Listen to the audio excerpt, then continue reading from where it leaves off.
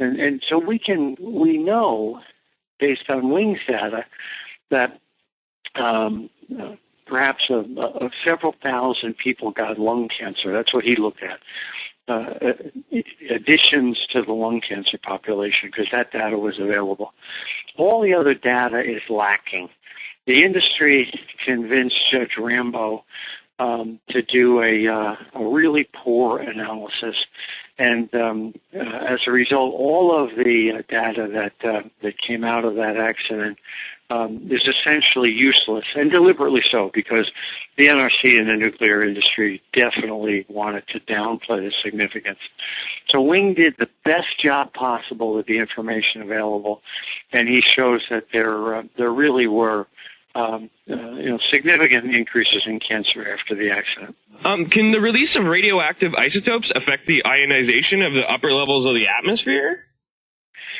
I found a scientific paper that says it can. And I don't know personally, but there is a paper out there that's about 30 years old that talks about releases of radioactive material into the upper atmosphere affecting the ions that are up there. Someone thought to study it 30 years ago, and there's, as far as I know, just one paper that supports that. But there's no papers that refute it. And recently, TEPCO has released a bunch of their recordings of video conference, Sound Audio. What's your opinion on these video conference releases? I watched them and I was appalled. The Japanese are supposed to be the best people on the planet for emergency organization. As a culture, they're organized, and as a culture, they know that earthquakes occur. So they should have ingrained in them the best you'd expect people to behave in the event of of an accident. And frankly, I saw the worst. The people at the Tokyo Electric home office had no clue what the plant people were experiencing, and frankly, I think the plant people were at their best when they were on their own.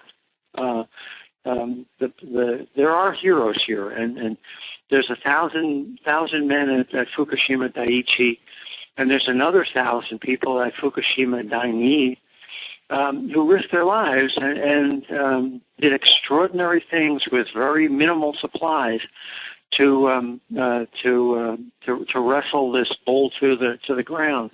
But they didn't get any help from Tokyo Electric off-site people, and they didn't get any help from the government. They did it despite Tokyo Electric and despite the government. And as a former operator, I have the deepest respect for those couple of thousand people who stayed behind and saved the country. And they've had many successes. I mean, the demolitions, and they've been working really hard. They've been doing pretty good considering the hand they've been dealt and the lack of support. There could have been 14 meltdowns and not 3. If you look at the data, there's 6 units at Fukushima Daiichi, there's 4 units at Fukushima Daini, there's another 3 down at Onagawa, and there's another at Tokai. The net effect there is that there's 37 diesel generators between those plants. 24 of those diesels were knocked out by the tsunami. So we, as an engineering culture, you need the diesels to cool the plant. And, of course, we all know that at Fukushima Daiichi, the diesels were flooded. But at the other plants, the diesels weren't flooded. They were knocked out because the tsunami knocked out the cooling water to the diesel, something we call surface water. And so Japan narrowly missed 14 meltdowns and not 3 because the cooling water to 24 of the 37 diesels was destroyed. And again, brave men at Onagawa and Tokai essentially stepped into the breach too, and prevented this accident from becoming more severe too. The plant manager at Fukushima Daini, which is not Daiichi, which is the one that had the accident, but Daini, which is 6 miles away, he's quoted as saying that if the tidal wave happened on a Saturday, his 4 units would have melted down too. He had 1,000 people on site because it was a Friday. If it happened on a weekend, there would have been a skeleton crew there. The roads would have been destroyed, so nobody could have got in to help. And we would have had Fukushima Daiichi and Fukushima Daini in meltdown conditions. So we came very close to what happened was unimaginable. This is almost unimaginably unimaginable how close we came to losing 14 nuclear reactors. Insane. Well, you'll have to excuse me.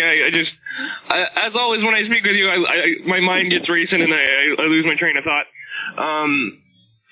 We were speaking about the cultural aspects of Japanese society. What do you think about all of the popular protests and the videos that were coming out from the politicians and the mayors of towns and all that? What we're seeing is a dramatic change in the Japanese culture as a result of the accident, and it's being spearheaded by women. There's a lot of men who say, well, my government right or wrong, but the women are saying, the heck with you, I'm taking the kids and getting out of here. So this protest movement is unique in Japan for two reasons. One is they normally don't protest. There's a hierarchical structure where they really seem to want to believe what their government says. But so that whole concept of protesting on the order of 200,000 people very, very rarely happens in Japan, and here it's happening week after week. The other piece of that is that it's being spearheaded by women. This is a patriarchal society, so to see women take the lead on this matter is a really significant cultural change. I'm going to be in Tokyo and in Japan, not just Tokyo, but in some of the surrounding areas for 2 weeks. And the organizations that are putting me up in Japan are run by women. So this is a cultural change. I hope it continues, but it's a cultural change the likes of which the Japanese have never seen before. And what do you think's in store for the plant in the coming year? Well, Fukushima Daiichi 1, 2, and 3 are unimaginably contaminated. I suspect they'll pick around the edges and look, but the fact is the cores have been breached and there's radioactive material inside the containment and outside the containment. Now, I'm not saying there's a meltdown. What I'm saying is that because the containment leaks, the water's in contact with the fuel is tiny, tiny particles, and now nuclear fuel has been lifted out of the containment through holes and leaks in piping runs and in penetrations, electrical penetrations, and is now in other buildings. The concentration of radioactivity in something called the torus room, which is not part of the containment, it's outside the containment, is so high it tells me that radioactive dust has settled on the floor of this building and is now flooded under 5, 6, 7 feet of water. But there's no technology to clean that up. It's got to be, and yet to wait is 300 years. I don't know, perhaps not in my lifetime, but somebody will come up with a robot to go in and clean it up. But another possibility is that they could just pour concrete over some of these highly contaminated areas and wait 300 years and come back. I did this for a living, and I don't know how you would get near enough to these areas to do an adequate cleanup. Didn't the U.S. military come up with a plan to entomb the reactors almost immediately after the incident, and it was never carried out? Right. Entombing the reactors after the incident would have been really hard because there's an enormous amount of decay heat left over, and the heat you had to cool the reactors down. But we're a year and a half out, and perhaps in the next 2 or 3 years, there will be less heat to the point where you could entomb the reactors.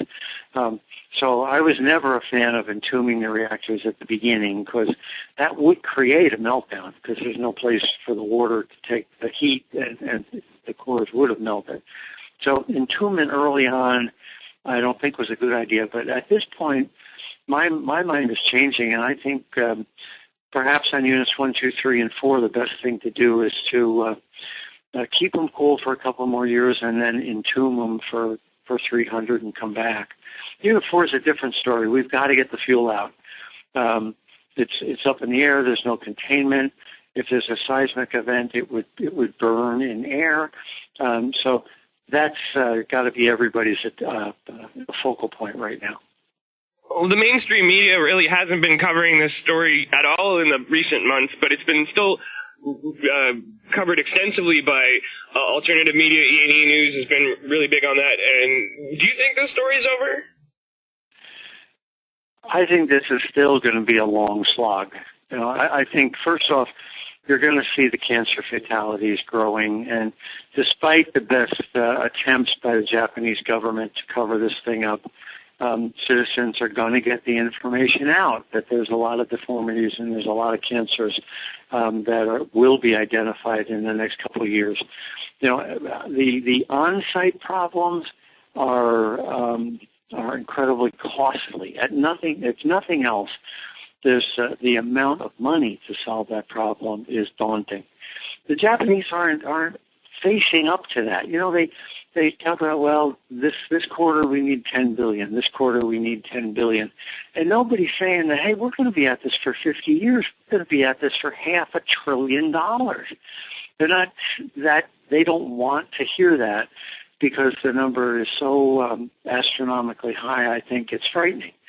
But I've been saying this for a year now. To solve a big problem, you have to admit you have a big problem.